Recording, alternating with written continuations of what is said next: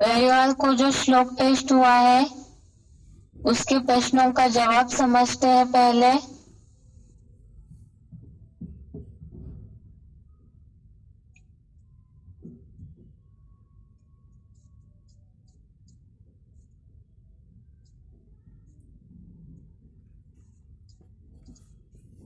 पहला प्रश्न है,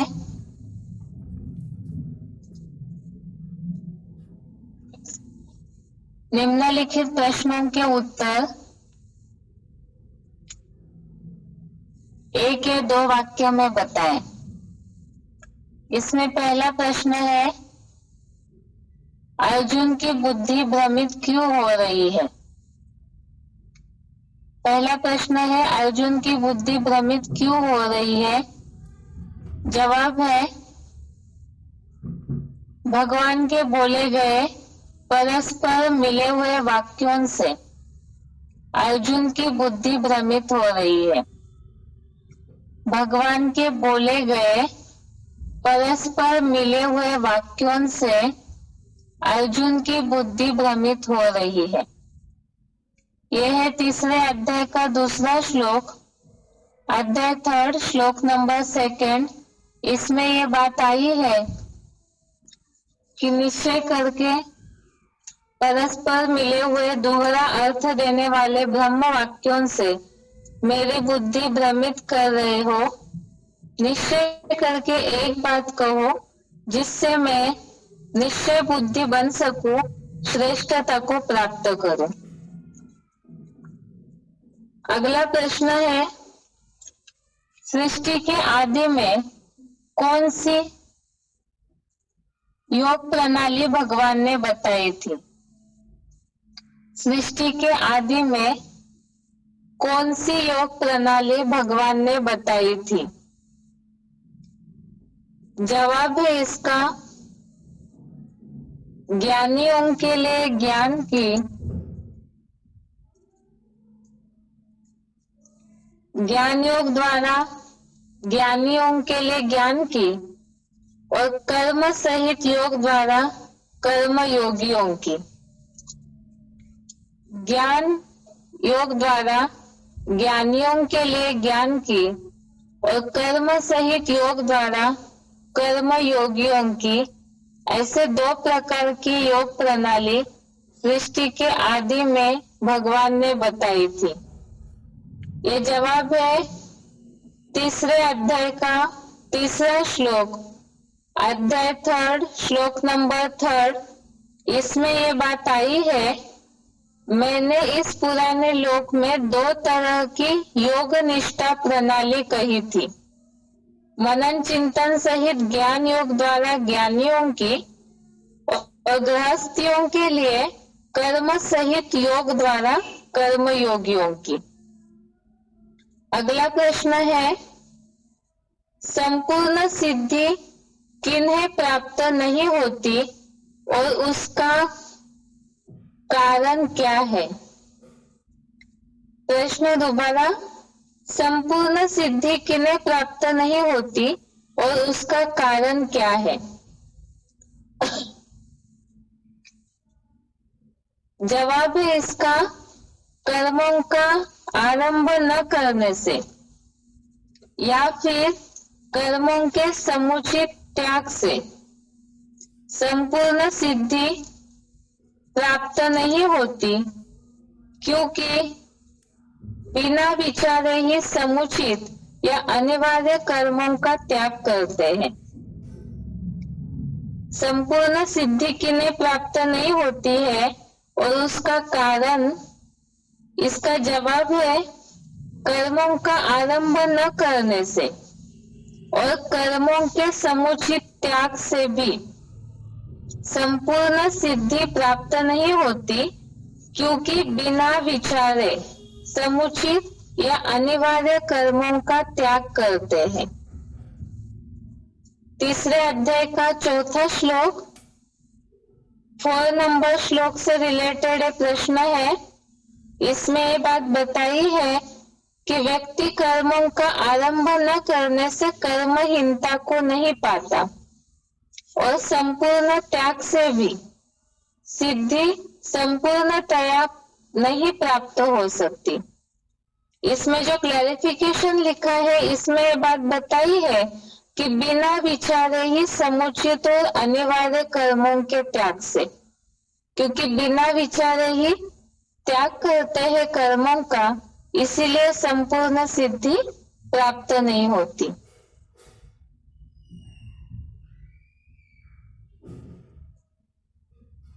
तीसरा प्रश्न एक रह गया, कर्म की सिद्धि प्राप्ति के लिए किस व्यक्ति का उदाहरण दिया जा सकता है? कर्म की सिद्धि प्राप्ति के लिए किस व्यक्ति का उदाहरण दिया जा सकता है? इसमें राजा जनक की बात आई है, जो हमने देखा जनक राजा के लिए बोला जाता है, 1 सेकंड में उन्हें जीवन मुक्ति मिली, तो उसी के लिए बताया हुआ है। तीसरे अध्याय के 20वें श्लोक में यह बात आई है। 20 नंबर श्लोक में जो हमने रेफरेंस के लिए श्लोक समझा था, ये कि कर्मों के त्याग से सिद्धि नहीं प्राप्त हो सकती, इसी के लिए जनक राजा का उदाहरण वाला श्लोक है 20 नंबर श्लोक अध्याय 3 का। इसमें ये बात आई है, जनक आदि कर्म द्वारा ही संपूर्ण सिद्धि को प्राप्त हुए थे। तो कर्म की सिद्धि के लिए राजा जनक का उदाहरण दिया जा सकता है, जो सारे कर्म करते हुए भी, अपना राजपाट घर गृहस्थ संभालते हुए भी वो आसक्तिहीन जीवन जी रहे थे, सब बातों से डिटैच होकर के जीवन जी रहे थे। इसलिए राजा जनक का कर्म की सिद्धि के लिए अर्थात जीवन मुक्त अवस्था प्राप्ति के लिए उदाहरण दिया जाता है। अगला 5वां प्रश्न है, ज्ञान और योग दोनों में से किसे महत्व देना चाहिए और क्यों? ज्ञान और योग इन दोनों में से किसे महत्व देना चाहिए और क्यों? इसका जवाब है, ज्ञान और योग दोनों का महत्व समान है, क्योंकि दोनों के द्वारा समान प्राप्ति होती है।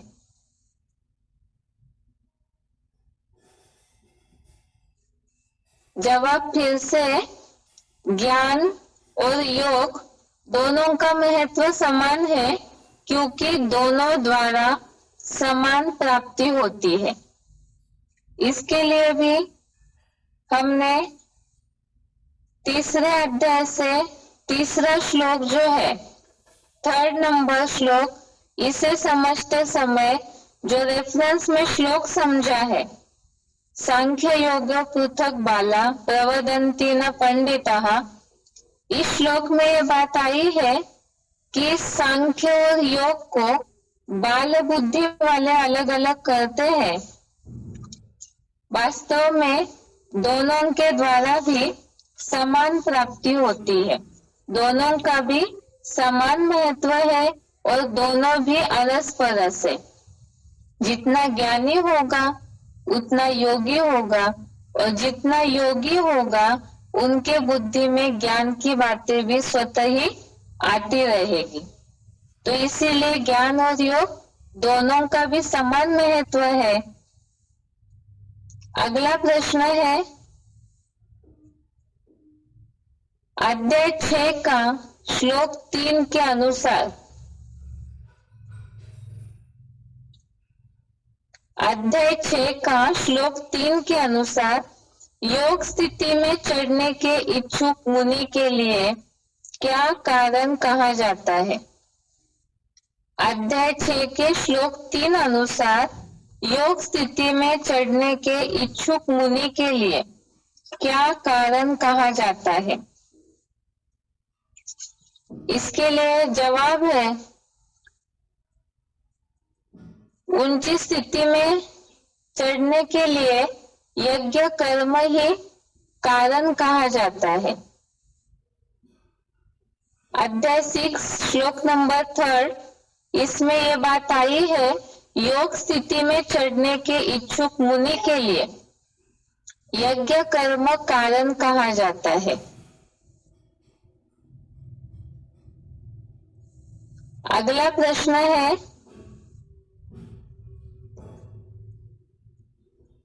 अपने अपने स्वकर्म में क्यों लगा हुआ रहना चाहिए?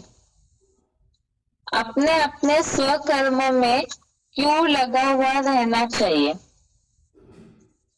इसका जवाब है, स्वकर्म में लगे रहने से ही, स्वकर्म में लगे रहने से ही सिद्धि की प्राप्ति होती है। इसीलिए ही अपने अपने स्वकर्म में लगा हुआ रहना चाहिए। स्वकर्म में लगे रहने से ही सिद्धि प्राप्त होती है। इसीलिए अपने अपने स्वकर्म में लगा हुआ रहना चाहिए। ये 18वें अध्याय का 45वां श्लोक, अध्याय 18 का श्लोक नंबर 45। ये हमने तीसरे अध्याय का चौथा श्लोक है। इसके रेफरेंस में 18वें अध्याय का 45वां श्लोक समझा था, जिसमें ये बात बोली है चौथे श्लोक में तीसरे अध्याय के, कि ऐसे भी लोग हैं जो बिना विचारे ही सारे कर्मों को छोड़ देते हैं, माना हठ योगी बन जाते हैं। तो इसीलिए ही वास्तव में इस तरह हठ योगी नहीं बनना चाहिए, क्योंकि उससे सिद्धि प्राप्त नहीं होगी। इसी बात को समझने के लिए हमने 18वें अध्याय का 45वां श्लोक, अध्याय 18 का श्लोक नंबर 45 देखा था। इसमें ये बात आई है, अपने अपने कर्मों से सदा लगा हुआ मनुष्य संपूर्ण सिद्धि रूप वैकुंठ पाता है, और स्वकर्म में लगा हुआ कोई भी वर्ण का पुरुषार्थी अतीन्द्रिय सुख की सिद्धि पाता है। दोबारा बता रहे हैं, स्वकर्म में क्यों लगा हुआ रहना चाहिए। तो इसमें ये प्रश्न को समझने के लिए वास्तव में तीसरे अध्याय का जो चौथा श्लोक है, अध्याय 3 श्लोक नंबर 4, इसमें ये बात आई है कि हठ योगियों जैसे या ऐसे कोई निवृत्त व्यक्ति है, या तो कर्मों का आरंभ नहीं करते, या तो बिना विचारे ही समुचित या तो जो अनिवार्य कर्म है जिन्हें करना ही चाहिए, ऐसे कर्मों को भी छोड़ देते हैं, तो उससे सिद्धि प्राप्त नहीं हो सकती। इसी के लिए समझने के लिए इस श्लोक के अर्थ को, कि भगवत गीता में इसीलिए भगवान ने इस बात को समझाया है कि अपने अपने स्वकर्म में लगा हुआ रहना चाहिए, तभी सिद्धि प्राप्त हो सकती है। 18वें अध्याय का 45वें श्लोक में इस बात को क्लियर किया है कि अपने अपने कर्मों से सदा लगा हुआ मनुष्य संपूर्ण सिद्धि रूप वैकुंठ पाता है। स्वकर्म में लगा हुआ कोई भी वर्ण का पुरुषार्थी जैसे अतीन्द्रिय सुख की सिद्धि पाता है। अगला प्रश्न है, सागर मंथन में देवताओं ने और असुरों ने क्या पकड़ा और उसका बेहद अर्थ क्या है। सागर मंथन में देवताओं ने और असुरों ने क्या पकड़ा और उसका बेहद अर्थ क्या है। इसका जवाब अध्याय 3 का श्लोक नंबर 2, जो दूसरे नंबर का श्लोक है, जिसमें यह बात आई थी कि परस्पर मिले हुए वाक्यों से मेरी बुद्धि भ्रमित सी हो रही है। तो इसमें ये बात हमने समझी थी सिलेक्टेड पॉइंट के द्वारा कि जो देहभान वाले हैं वो शिव बाबा के महावाक्यों को सही रीति से नहीं समझ पाते हैं, या तो मुरलियों को गहराई से नहीं समझते हैं। तो इसी के कारण मुरलियों की बातें जो अरस परस है या कोई उदाहरण देकर के समझाई हुई है, तो ऐसी बातों को पकड़ते हैं। पहले तो शास्त्रों की बात देखते हैं कि सागर मंथन में देवताओं ने जो सर्प है जिसे मथने की रस्सी के रूप में यूज किया था, तो वो सर्प की पूंछ जो है वो देवताओं ने पकड़ी थी और असुरों ने सांप का मुंह पकड़ा था सागर मंथन करने के लिए। अभी इसका बेहद का अर्थ हमने सिलेक्टेड पॉइंट में समझा था दूसरे नंबर का श्लोक समझते समय, जिसमें शिव बाबा ने बोला है कि असुर जो है यहाँ अभी संगम युग में ज्ञान सागर मंथन हो रहा है और इसमें असुर जो है वो मुंह पकड़ते हैं और देवताएं पूंछ पकड़ते हैं। यहाँ मुंह पकड़ना अर्थात बाबा ने ऐसे क्यों बोला, वैसे क्यों बोला, इस मुरली में तो ऐसे अर्थ बताया है, उस मुरली में वैसे अर्थ बताया है, इस तरह से क्रॉस प्रश्न निगेटिविटी आना, यही सांप का मुंह पकड़ना हो गया। और देवताएं जो है जो बोले सो निहाल, या शिव बाबा के सारे महावाक्यों को सतवचन महाराज करके समझते जाते हैं और जीवन में धारण करते जाते हैं। इस बात का गलत अर्थ न लिया जाए, क्योंकि इसमें हो सकता है कई ऐसे बुद्धिमान लोग इस क्लास में जुड़े हुए हैं, वो इस बात को इस तरह से लेंगे, इसका मतलब जो शिव बाबा ने बोला है बुद्धिमान लोग बिना प्रूफ के कोई बात को नहीं मानते हैं, तो इसका क्या समाधान है। वास्तव में मुरलियों में तो सारी बातों का ही समाधान दिया हुआ है। शिव बाबा की मुरली के लिए तो बाबा बोलते हैं, शिव बाबा की मुरली ब्राह्मणों की दुनिया का फ्रेश न्यूज़पेपर है, तो उसमें तो सारी ही बातों का पूरा समाधान दिया हुआ है।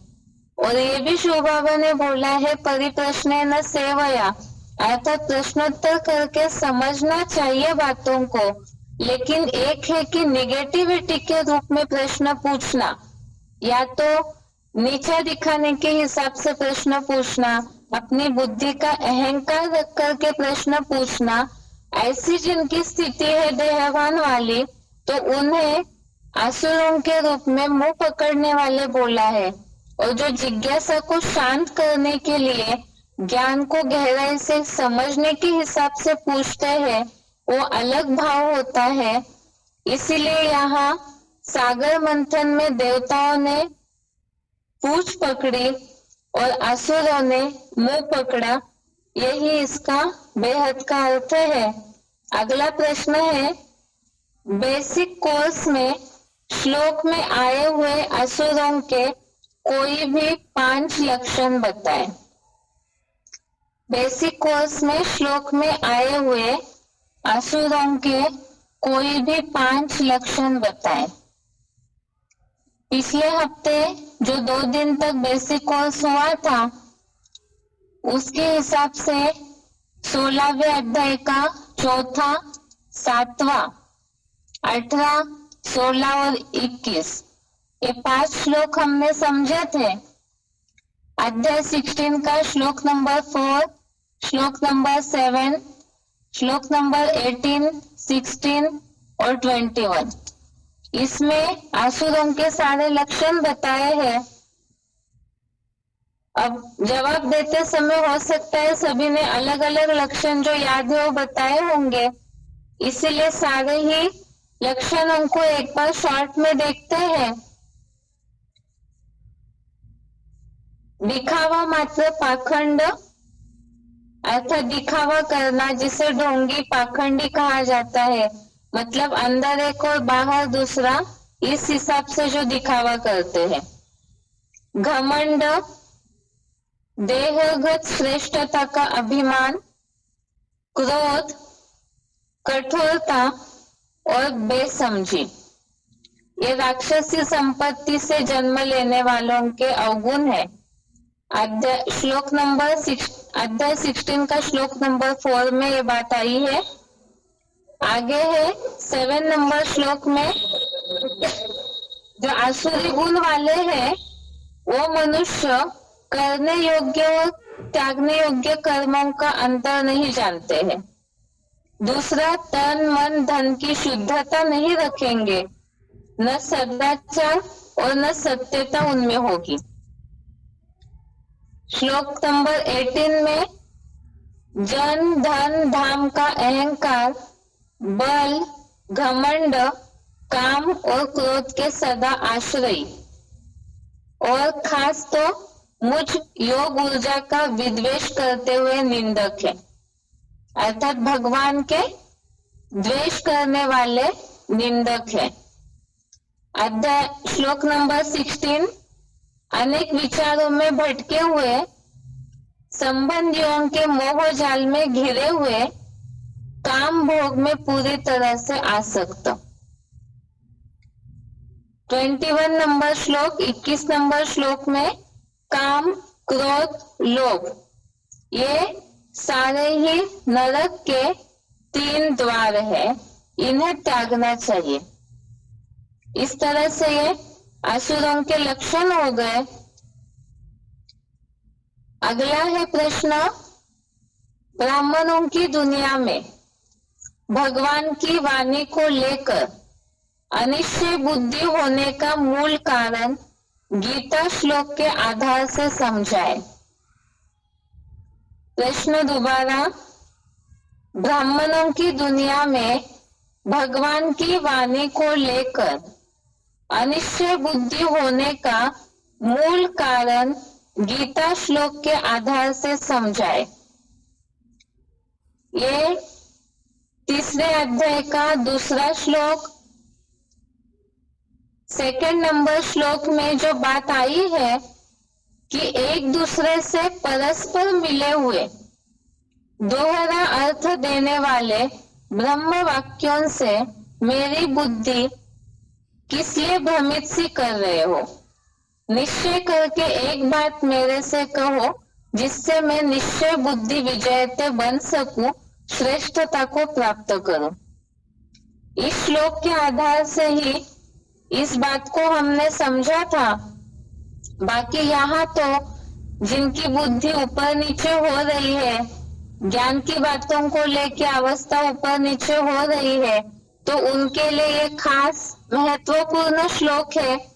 ब्राह्मणों की दुनिया में अभी जो सूक्ष्म युद्ध का माहौल चल रहा है, या तो जिस तरह से विनाश का माहौल चल रहा है, तो अनिश्चय बुद्धि विनशंति बोला हुआ है, तो इसीलिए ही अनिश्चय बुद्धि होने का मूल कारण है ज्ञान, और साथ में भगवान बाप की यथार्थ पहचान। भगवान की यथार्थ पहचान ही होती है ज्ञान से, और ज्ञान जो मुरलियां हम सुन रहे हैं शिव बाबा की क्लैरिफिकेशन वाली, तो उन मुरलियों में सही रीति से गहराई से उन बातों को न समझने के कारण ही अनिश्चय बुद्धि हो जाते हैं। जैसे श्लोक में बात आई है, अर्जुन की बुद्धि भी अलग अलग बातों को न समझने के कारण भ्रमित हो रही है। जैसे कि बहुत से लोग ऐसा समझते हैं, ब्राह्मण ऐसा समझते हैं कि शिव बाबा तो कभी खेत की कभी खलिहान की बातें करते हैं। मुरली में कहीं जगह एक क्लैरिफिकेशन दिया है, दूसरी मुरलियों में अलग क्लैरिफिकेशन दिया है, तो कैसे उन बातों को समझा जाएगा? या तो जैसे बाबा कई मुरलियों में एक तरह की बात बोलते हैं, उसी समय प्रसंग चेंज होकर के दूसरा उदाहरण देने लगते हैं, जो हमने सिलेक्टेड पॉइंट में भी समझा था। जगदम्बा और लक्ष्मी की बात महालक्ष्मी की बोलते बोलते शिव बाबा ने शिव शंकर का उदाहरण देना शुरू किया, तो बाबा ने बोला वास्तव में शिव बाबा की वाणी का प्रसंगांतर नहीं होता है। बाबा जो भी उदाहरण देते हैं वो पहले प्रसंगों को लेकर के ही उदाहरण देने के लिए, अच्छे से समझाने के लिए बताते हैं। दूसरी बात, शिव बाबा कोई चरिया खरिया तो नहीं है जो बिना अर्थ वाली बातें बोलेंगे।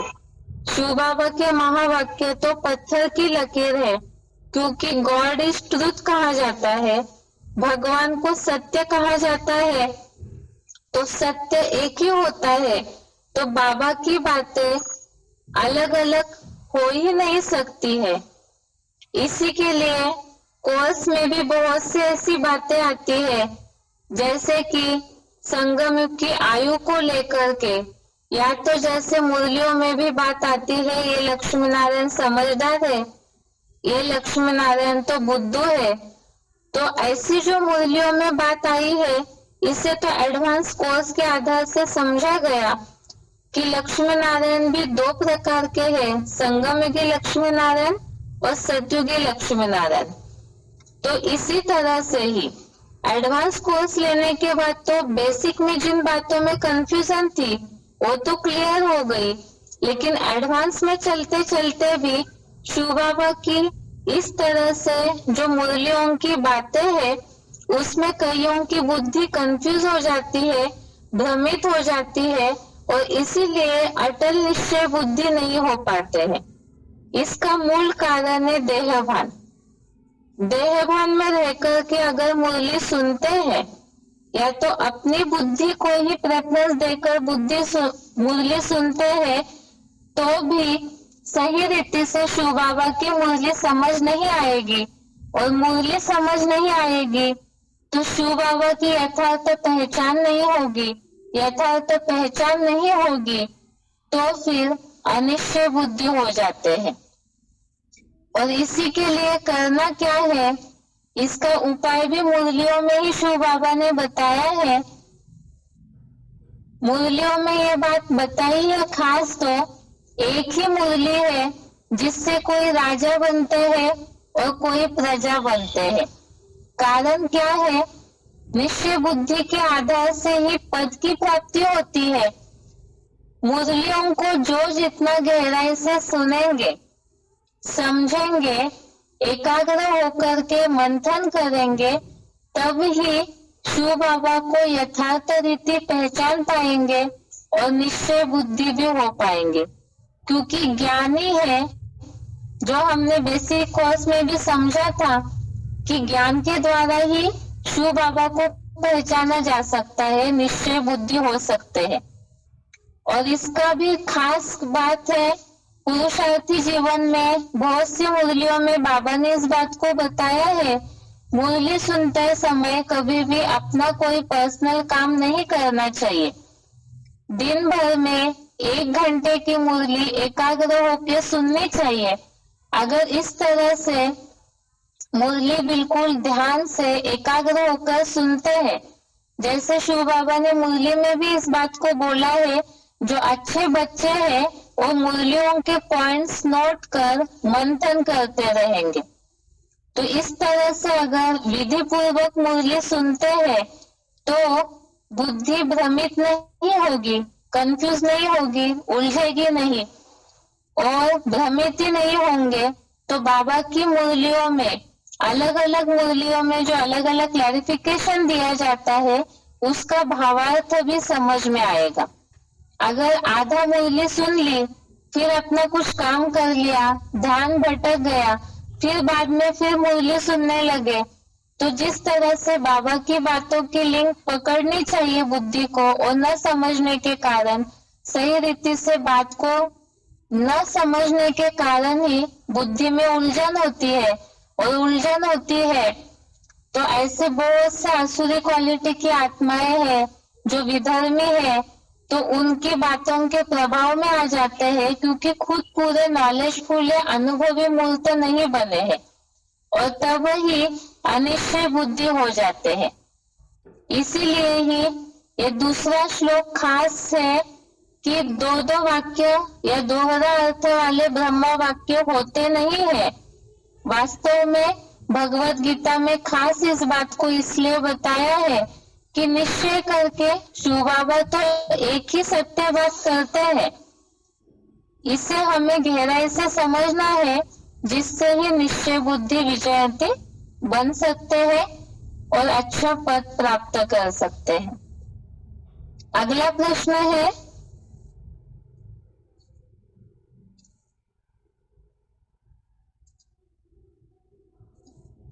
निम्नलिखित बातों के लिए श्लोक में आए हुए शब्द बताएं। निम्नलिखित बातों के लिए श्लोक में आए हुए शब्द बताएं। इसमें बात आई है, पहला प्रश्न है कर्महीनता अथवा कर्म रहित। ये प्रश्न इस हिसाब से पूछा है, जैसे किसी को भी हम बताते हैं तो कई बार पूरा श्लोक याद नहीं रह सकता है, इसीलिए ही ऐसे कोई कोई भगवत गीता के आए हुए शब्द है जो अगर याद भी रहे तो भी हम किसी को भी भगवत गीता के आधार से ज्ञान समझा सकते हैं, बाप का परिचय दे सकते हैं। इसी हिसाब से ऐसे कोई कोई शब्द है भगवत गीता में जिन्हें याद रखना चाहिए। पहला है कर्महीनता अथवा कर्म रहित। इसके लिए जब श्लोक पढ़ाए जाते हैं उस समय यदि सही रीति से शब्दों के अर्थों पे ध्यान देते हैं तो जरूर इस बात को समझ पाएंगे। ये कर्महीनता अथवा कर्म रहित ये बात आई है तीसरे अध्याय का 4था श्लोक। 4 नंबर श्लोक में ये बात आई है कर्महीनता। इसी से रिलेटेड 18वें अध्याय में भी एक श्लोक हमने देखा था। इसमें शब्द आया है कर्महीनता या कर्म रहित के लिए नैष्कर्म्यम। वास्तव में श्लोक में आए हुए शब्द अर्थात संस्कृत शब्द बताना था। हो सकता है कईयों को ये प्रश्न क्लियर न हुआ हो, आगे के टेस्ट में भी इस तरह का प्रश्न आएगा, इसीलिए श्लोक में ऐसे शब्दों को जरूर ध्यान से देखें। पहला है कर्महीनता अथवा कर्म रहित। इसका जवाब है तीसरे अध्याय के 4थे श्लोक में शब्द आया है नैष्कर्म्यम। अगला है दिखावा। बेसिक कोर्स से रिलेटेड जो श्लोक है इसमें 4था श्लोक 16वें अध्याय का 4था श्लोक अध्याय 16 का श्लोक नंबर 4, इसमें ये बात आई है दिखावा। ये ब्रैकेट में लिखा हुआ शब्द है और इसका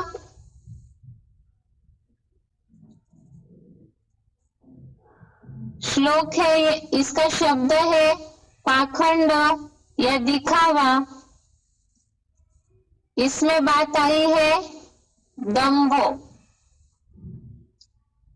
अगला है व्याख्या सहित ज्ञान। व्याख्या सहित ज्ञान ये तो बार बार मूल्यों में भी ये शब्द आता है जो शिव बाबा बताते हैं संपूर्ण व्याख्या सहित ज्ञान अर्थात सांख्य। सांख्य और साथ में योग शब्द जोड़ा जाता है, लेकिन प्रश्न में केवल व्याख्या सहित ज्ञान पूछा है और उसका जवाब है सांख्य। अगला प्रश्न है 4था अनेक विचारों में भटके हुए। अनेक विचारों में भटके हुए ये भी 16वें अध्याय का 16वां श्लोक अध्याय 16 का श्लोक नंबर 16 आसुरों के लक्षण जिसमें आए हैं उसमें है अनेक विचारों में भटके हुए और इसका संस्कृत शब्द है अनेक चित्त विभ्रांता।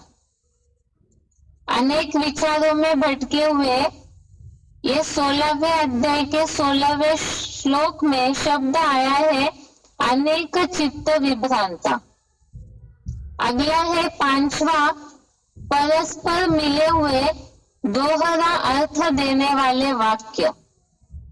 परस्पर मिले हुए दोहरा अर्थ देने वाले वाक्य। इसके लिए तीसरे अध्याय का 2रा श्लोक अध्याय 3 श्लोक नंबर 2 इसमें पहला ही शब्द आया है व्यामिश्रेणेव वाक्येन। व्यामिश्रेणेव वाक्येन। अगला प्रश्न है निम्नलिखित प्रसंगों के लिए श्लोक बताएं।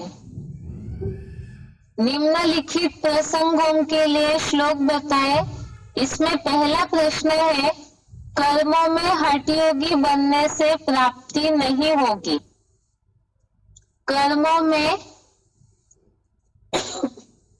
हठयोगी बनने से प्राप्ति नहीं होगी। इसमें जवाब है तीसरे अध्याय का चौथा श्लोक, अध्याय 3 श्लोक नंबर 4। ये श्लोक है जिसमें ये बात आई है हठयोगी बनने की कि पूरी तरह से कर्मों का आरंभ ही नहीं करते या फिर कर्मों को पूरी तरह से छोड़ देते हैं। तो ये दोनों भी हठयोगी में ही आता है। इसका श्लोक है न कर्मणा मनारंभात् नैष्कर्म्यं पुरुषोऽश्नुते न च संन्यासनादेव सिद्धिं समधिगच्छति।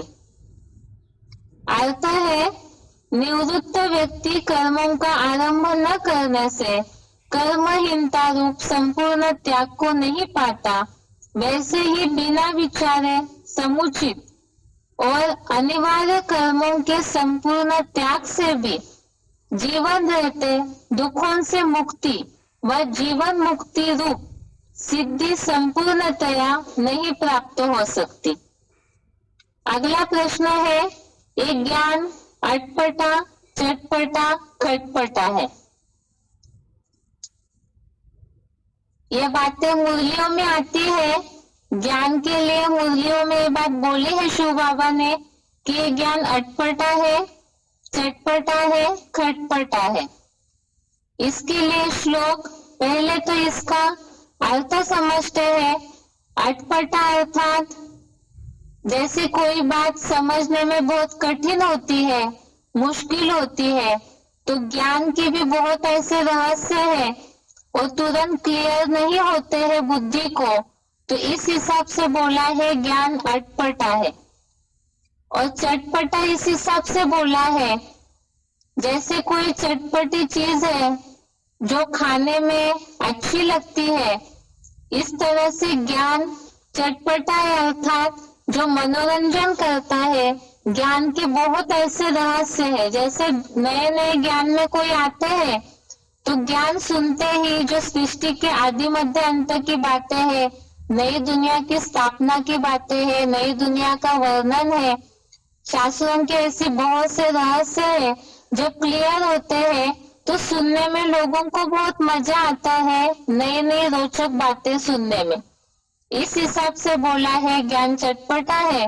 और खटपटा है बोला है तो महाभारत युद्ध ये इसका खास उदाहरण है।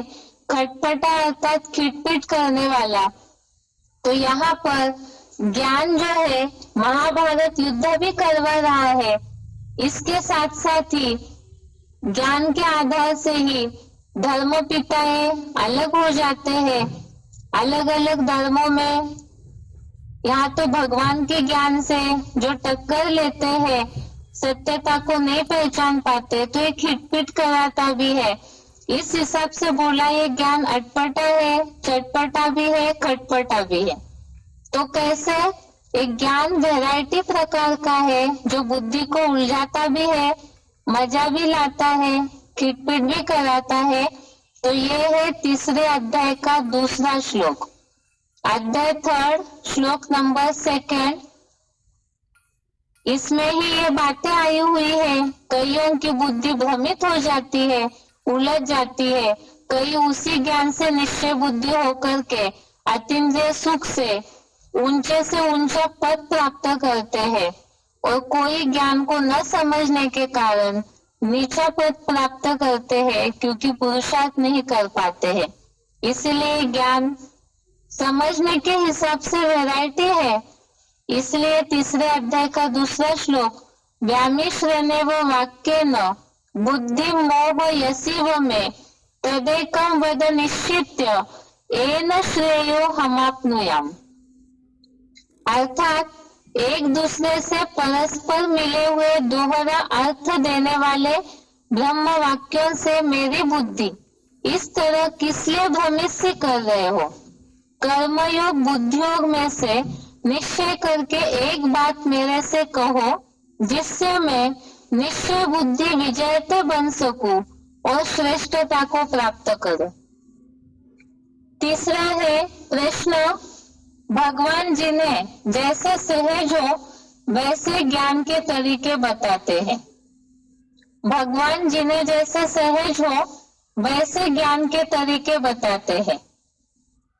तीसरे अध्याय का तीसरा श्लोक 3rd नंबर श्लोक है। इसमें ये बात भावार्थ में आई है कि 2 तरह की योग निष्ठा प्रणाली कही थी, मनन चिंतन सहित ज्ञान योग द्वारा ज्ञानियों के लिए और गृहस्थियों के लिए कर्म योग द्वारा कर्म योगियों की। अर्थात जो बहुत बुद्धिशाली है वो ज्ञान का मनन चिंतन मंथन करके योग की समाधि को पा सकते हैं, और जो अपने गृहस्थ में लगे हुए हैं पूरी तरह से ज्ञान के सब्जेक्ट में पूरा अपना जीवन या समय नहीं दे सकते, तो कर्म द्वारा योग, कर्म के साथ योग की प्रणाली को अपनाए। इस हिसाब से जो जैसे है उनको वैसे ज्ञान का तरीका, प्राप्ति का तरीका बताया हुआ है। ये श्लोक है 3rd नंबर तीसरे अध्याय का तीसरा श्लोक। भगवान उवाच लोकेस्मिन् द्विधा निष्ठा पुरा प्रोक्ता मया नघ ज्ञान योगेन सांख्यानां कर्म योगेन योगिनां। अर्थात हे निष्पाप, मैंने इस पुराने कलयुगांत में पुरुषोत्तम संगम की शूटिंग के लोक में 2 तरह की योग निष्ठा प्रणाली कही थी, मनन चिंतन सहित ज्ञान योग द्वारा कपिल जैसे ज्ञानियों की, और दूसरा गृहस्थियों के कर्म सहित योग द्वारा कर्म योगियों की।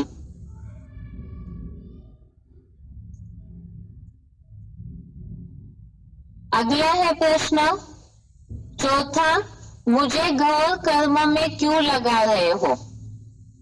चौथा प्रश्न, मुझे घोर कर्म में क्यों लगा रहे हो। यह है तीसरे अध्याय का पहला श्लोक। 1st नंबर श्लोक। अर्जुन उवाच जायसी चेत कर्म नस्ते मता बुद्धि जनार्दन तत्किं कर्मणि घोरे माम नियोजयसी केशव। अर्थात हे अवधरदानी, आप कर्मेंद्रियों के कर्म योग से बुद्धि योग श्रेष्ठ मानते हो जो ज्ञानेंद्रियों से जुड़ा है, तो हे ब्रह्मा के स्वामी, अघोरियों जैसे नीच घोर भ्रष्ट इंद्रिय के कर्मों में मुझे क्यों लगा रहे हो। अघोरियों को तो कोई नहीं चाहता। यह रविवार को हुए श्लोक टेस्ट के प्रश्नों के जवाब हो गए। जो भी भगवत गीता श्लोक क्लास से जुड़े हुए हैं या तो श्लोक पढ़ते हैं, वो इस बात का जरूर ध्यान दे कि श्लोक आगे पढ़ते जाएंगे और ऐसे ना हो कि पीछे की बातें सारे भूल जाए, क्योंकि भगवत गीता में तो सारे अध्यायों के बहुत से श्लोक है जो मिलते जुलते हैं, अलग अलग प्रसंगों में अलग अलग रेफरेंस दिया हुआ है, तो प्रश्न टेस्ट में इसी हिसाब से पूछे जाते हैं ताकि श्लोक किसी भी तरह से बुद्धि में रहे। इसीलिए ही जो भी भगवत गीता क्लास में जुड़े हुए हैं अपने अपने मधुबनों में जो जैसे समझ पा रहे हैं वैसे प्रश्नों का जवाब देने की कोशिश जरूर करें, ताकि कैसे भी तरह से शिव बाबा तो चाहते हैं सभी को बाप की पहचान देना आ जाए। इसीलिए ही प्रश्नों के माध्यम से ही सभी बोलना सीखे, श्लोकों को समझना सीखे, उसे पढ़ना सीखे, मंथन करना सीखे, यही उद्देश्य है। इसीलिए ही श्लोक टेस्ट में जरूर अच्छी तरह से पढ़ के अपने अपने मधुबनों में उसका जवाब दें। ये प्रश्नों के जवाब हो गए। अभी आगे आज का श्लोक देखते हैं।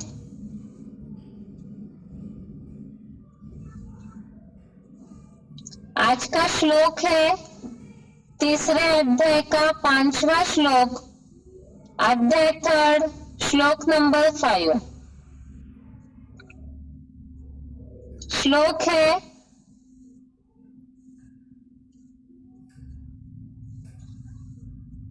नहि कश्चित् क्षणमपि जातु तिष्ठति अकर्मकृत् कारते ह्यवशः कर्म।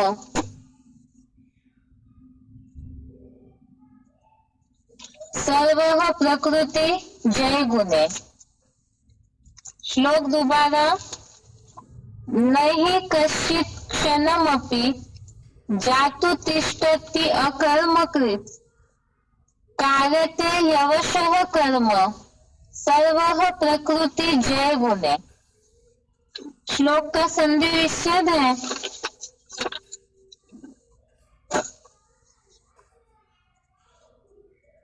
न हि कश्चित् क्षणम् अपि जातु तिष्ठति अकर्मकृत् कारते हि अवशः कर्म। सर्वः प्रकृति जय गुणे। संधि विच्छेद दोबारा, न हि कश्चित् क्षणम् अपि जातु तिष्ठति अकर्मकृत् कारते हि अवशः कर्म। सर्वः प्रकृति जय गुणे। शब्दों का अर्थ है ही अर्थात निसंदेह कोई, कश्चित् क्षणम अर्थात क्षण भर भी, अपि अकर्मकृत। एक बार दोबारा देखिए, ही कश्चित् अर्थात निसंदेह कोई, क्षणम अपि अर्थात क्षण भर भी, अकर्मकृत अर्थात कर्म किए बिना, न अर्थात नहीं, जातु अर्थात रह पाता, जातु तिष्ठति अर्थात नहीं रह पाता, ही अर्थात क्योंकि, प्रकृति जय अर्थात प्रकृतिकृत, गुणेह अर्थात गुणों से, अवशः अर्थात बरबस, सर्वः कर्म कार्यते अर्थात सब प्रकार के कर्म करने पड़ते हैं। एक बार दोबारा शब्दों का अर्थ, ही कश्चित् अर्थात निसंदेह कोई, क्षणम अपि अर्थात क्षण भर भी, अकर्मकृत अर्थात कर्म किए बिना, न जातु तिष्ठति अर्थात नहीं रह पाता, ही अर्थात क्योंकि, प्रकृति जय अर्थात प्रकृतिकृत, गुणेह अर्थात गुणों से, अवशः अर्थात बरबस, सर्वः अर्थात सब प्रकार के, कर्म कार्यते अर्थात कर्म करने पड़ते हैं। श्लोक का अर्थ है निसंदेह कोई क्षण भर भी कर्म किए बिना नहीं रह पाता, क्योंकि प्रकृतिकृत गुना से बरबस सब प्रकार के कर्म करने पड़ते हैं। अर्थात निसंदेह अर्थात इसमें कोई संदेह नहीं है, इस बात में कोई डाउट ही नहीं है कि कोई भी व्यक्ति जो शरीर में है प्रकृति के द्वारा पंचभूतों से शरीर बना हुआ है, इसीलिए ही इस शरीर में रहते हुए कर्म किए बिना कोई भी रह नहीं पाता है क्षण भर भी, क्योंकि प्रकृतिकृत गुणों से, प्रकृति के द्वारा जो कृत अर्थात निर्मित, प्रकृति के द्वारा जो क्रिएट हुए गुण है, उसके द्वारा बरबसी न चाहते हुए भी, चाहे मजबूरी से भी, बरबस अर्थात न चाहते हुए भी या मजबूरी से भी या जैसे भी, लेकिन सब प्रकार के कर्म करने पड़ते हैं। एक बार इसे क्लैरिफिकेशन सहित समझते हैं। निसंदेह कोई व्यक्ति क्षण भर भी मल मूत्र त्याग आदि अनिवार्य कर्म किए बिना नहीं रह पाता, क्योंकि प्रकृतिकृत सर्वकालीन सत रज तम में से कोई भी प्रधान गुणों सहित ही इंद्रियों से बलवश सब प्रकार के कर्म करने पड़ते हैं। प्रकृति कृत अर्थात इसे हमने बेसिक कोर्स में बहुत ऐसे रिलेटेड श्लोक देखे थे, जिसमें ये बात बोली हुई है कि वास्तव में आत्मा तो जड़वत है, लेकिन जब वो शरीर का आधार लेती है, इस शरीर रूपी पिंजड़े में अपने हिसाब किताब के चक्कर के कारण या प्रकृति के द्वारा जो 3 गुण है उनमें आसक्ति के कारण जन्म मरण के चक्र में आता है, और जन्म मरण के चक्र में आते हैं प्रकृति में बंध जाते हैं, और प्रकृति जो है वो सत रज तम इन 3 गुणों के चक्र में आते ही रहती है। इसीलिए ही सर्वकालीन अर्थात ये सदैव नोंद है कि प्रकृति सत रज या तम इनमें से कोई भी जो गुण प्रधान होता है, उन गुणों के साथ इंद्रियों से बरबस ये सब प्रकार के कर्म करने पड़ते हैं। सब प्रकार के कर्म अर्थात प्रकृति के लिए जो नोंद कर्म है, शरीर मिला है प्रकृति से बना हुआ, और इसीलिए ही प्रकृति ने जो नियम बनाए हैं इस शरीर के लिए, तो उसके लिए ही सब प्रकार के कर्म बलबसी करने पड़ते हैं, न चाहते हुए भी ये सारे कर्म करने पड़ते हैं। इसका मतलब यह है, जैसे यहाँ तो श्लोक में एग्जाम्पल के लिए दिया मल आदि,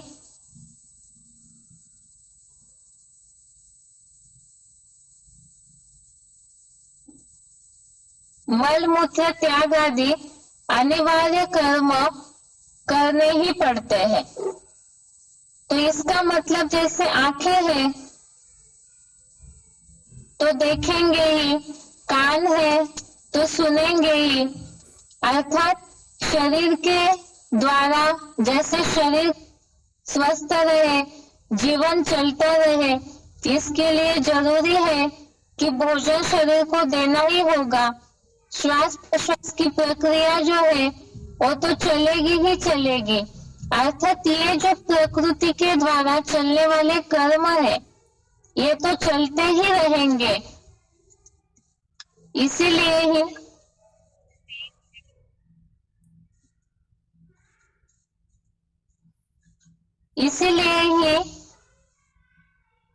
ये बताया कि जो भी इंद्रियां है उससे कर्म तो करने ही है, कर्म करने ही पड़ते हैं। अब जैसे मूल्यों में भी बहुत से ऐसे उदाहरण दिए हैं। अब कान है, कान खुले हैं तो सुनाई देगा ही, नाक है तो प्रश्वास श्वास की जो प्रक्रिया नोंदी हुई है शरीर के लिए वो तो करनी ही है, आंखें खुली है तो दिखाई तो देता ही है, तो ये सब कर्म तो करने ही पड़ते हैं। लेकिन इसका मतलब क्या है? इसका मतलब बरबस करने पड़ते हैं, लेकिन इसमें खास बात जो पहले श्लोक का रेफरेंस अगर देखेंगे चौथा, इसमें ये बात बोली है कोई ऐसे है कि पूरी तरह से बिना सोचे समझे ही सारे कर्मों को त्याग देते हैं। जैसे जबरिया शरीर की हर प्रक्रिया को कंट्रोल करना, हठ योगी बन करके अलग अलग प्रकार से जैसे उपवास करते हैं लंबे समय तक, तो ये शरीर को दुख देने जैसे कर्म हो जाते हैं, तो इससे सिद्धि प्राप्त नहीं हो सकती। इसीलिए ही यह भगवान ने इस श्लोक में बताया कि कोई भी इन सारे कर्मों के बिना नहीं रह पाता, बरबस करने पड़ते हैं। इसी के लिए ही यहाँ खास बात तो है, युद्ध को लेकर के भी भगवान ने इस बात को समझाया, क्योंकि खास अर्जुन तो युद्ध करने के लिए तैयार नहीं हो रहा था। और युद्ध कौन सा है? यहाँ है मायावी युद्ध, विकारों का युद्ध। इसमें ही प्रकृति के द्वारा जो कर्मों में बंधे हुए हैं, जिन हिसाब किताबों में बंधे हुए हैं, तो उसके कारण ही उस युद्ध को छोड़ करके नहीं भाग सकते हैं। इसी को समझाने के लिए ही 18वें अध्याय का 59 नंबर श्लोक, अध्याय 18 श्लोक नंबर 59, इस श्लोक का रेफरेंस दिया हुआ है। इसके भावार्थ में देखिए, इसमें यह बात बताई है कि अहंकार का आश्रय लेकर युद्ध नहीं करूंगा, ऐसा मानेगा तो तेरा यह सोचना व्यर्थ है, प्रकृति तुझको अवश्य ही युद्ध में लगा देगी। 5वां नंबर श्लोक जो है 3रे अध्याय का, इसमें यह बात आई, प्रकृति कृत गुणों से बलवत सब प्रकार के कर्म करने पड़ते हैं। अर्थात ये जीवन का एक युद्ध है, एक संघर्ष है, एक कर्म ही, कर्म युद्ध बोला हुआ है, तो ये कर्म करना ही वास्तव में एक प्रकार का युद्ध है। इसीलिए भगवान ने इसके लिए बताया अर्जुन को, प्रकृति तुझको अवश्य ही युद्ध में लगा देगी। उसके साथ साथ 18वें अध्याय का 60 नंबर श्लोक देखिए, अध्याय 18 का श्लोक नंबर 60, इसमें भी ये बात आई है, स्वभाव जेन कौन्तेय निबद्धः स्वेन कर्मणा। इसके भावार्थ में ये बात आई हुई है, स्वभाव से पैदा अपने कर्म से बंधा हुआ, यदि मोह की मूर्खता से अहिंसक युद्ध करने का इच्छुक नहीं तो भी आत्मा के रिकॉर्ड के बरबस हुआ अवश्य ही करेगा।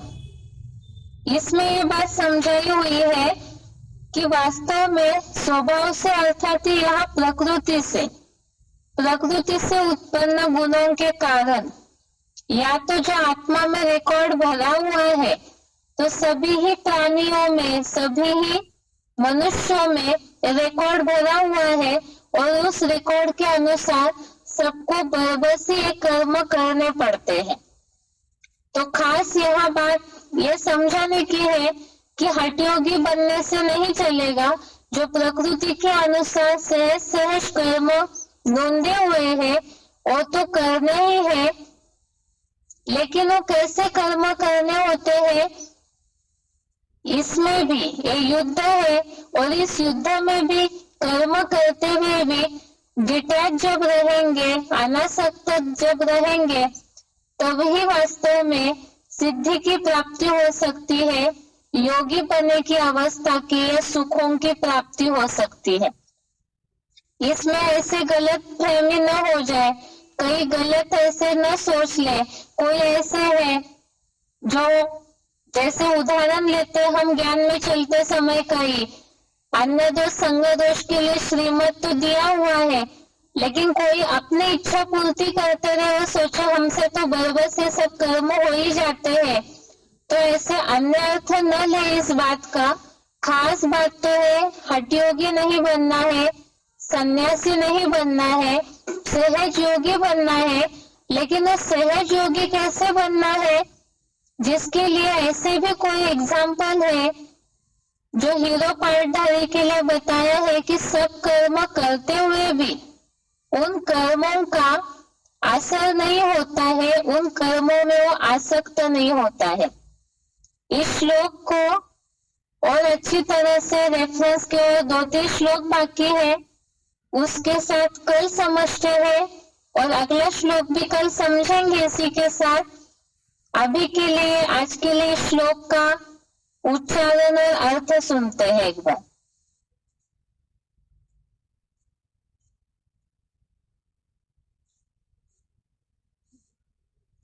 नहि कश्चित् क्षणमपि जातु तिष्ठत्य कर्मकृत् कार्यते अवशः कर्म सर्वः प्रकृतिजैर्गुणैः।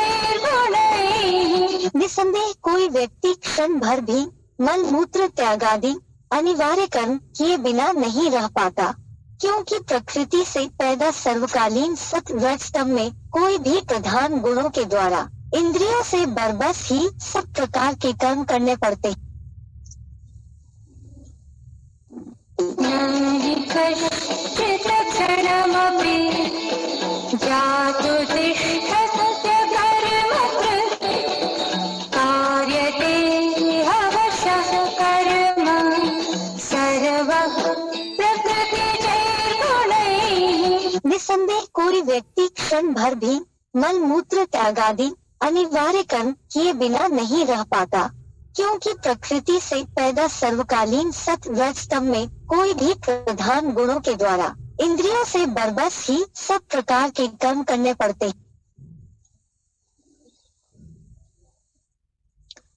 ये आज के श्लोक का अर्थ हो गया। बाकी कल इससे रिलेटेड और श्लोक है 2-3, उसका अर्थ समझ के इस श्लोक को क्लियर से समझते हैं। आज के लिए यहाँ तक ही। ओम शांति।